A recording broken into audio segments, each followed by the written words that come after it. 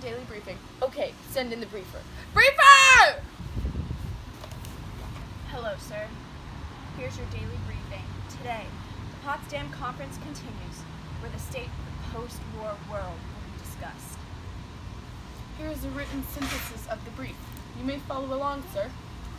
Thank you, Arthur. Thank you, Bartholomew.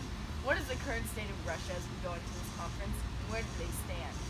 Well, sir, the Soviet Union, which remains communist under Stalin, appears to be making moves to expand in Eastern Europe, and he appears to be quite aggressive in these expansion attempts. Oh. What is the state of their military and economy? Do they have the means to expand?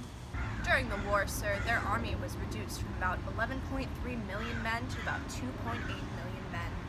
Their ground forces have been reduced to about a third of what they were, and they have 32 military districts. Their military power is much lesser than what it was going into the war. They took major losses, yet it would be unwise to appease them in any way. As for their economy, the German invasion severely affected it, dropping their GDP by about 34%. Their economy is in a poor state, and they're in a period of recovery and rebuilding. Does this mean they are no threat to expand? Is it safe to discount our resources, or should we continue to monitor them? Well, I think that it is never a good idea to not monitor them. If Eastern Europe falls to communism, who knows what consequences could arise? I am weary of Stalin and his motives. For the next conference session that we have, what should I expect to discuss based on our previous discussions? The aims for German occupation have already been decided. These are demilitarization, denazification, democratization, decentralization, and dismantling. Germany and Austria have already been divided. This occurred at the Yalta Conference, sir. But this was also confirmed here at Potsdam. The capitals have been divided too. Berlin. So what would become of the land left from the German territory? This would become East Prussia, Silesia, West Prussia, and a part of Pomerania. Also, at the last session, it was discussed that the Germans living in this territory that is not a part of Germany anymore will be forced to relocate back within Germany's new borders. So this would primarily be from Poland, Hungary, and Czechoslovakia? Yes, sir. All right, now that we are all up to speed, what should I prepare to discuss in our upcoming sessions? Well, the case for German repercussions have yet to be discussed. They created this war, sir, and there are many who believe they should pay for it somehow. Also, what do we want their industrial war potential to be? And what standards do we leave the Germans to live in? Those are some mighty strong topics.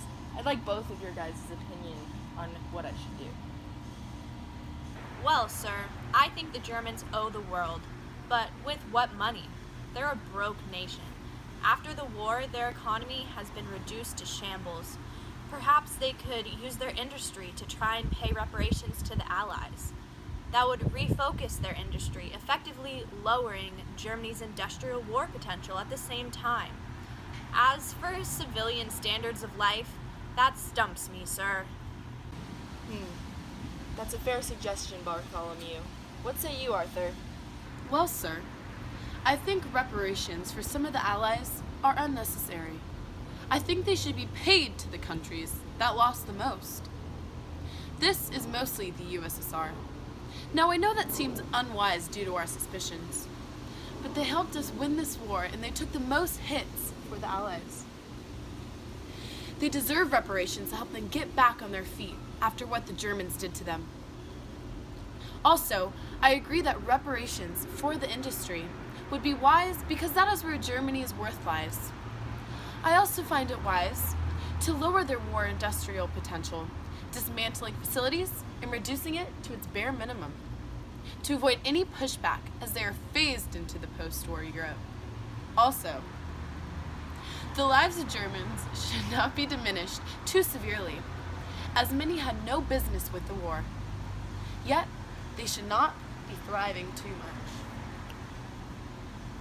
Thank you for that wise advice, Arthur. There you go. So, after considering each, I believe that I will propose for reparations to the USSR as they have also been urging for them, and I also think that Poland should receive some too. Using their industry to pay for this is probably the best way to achieve this.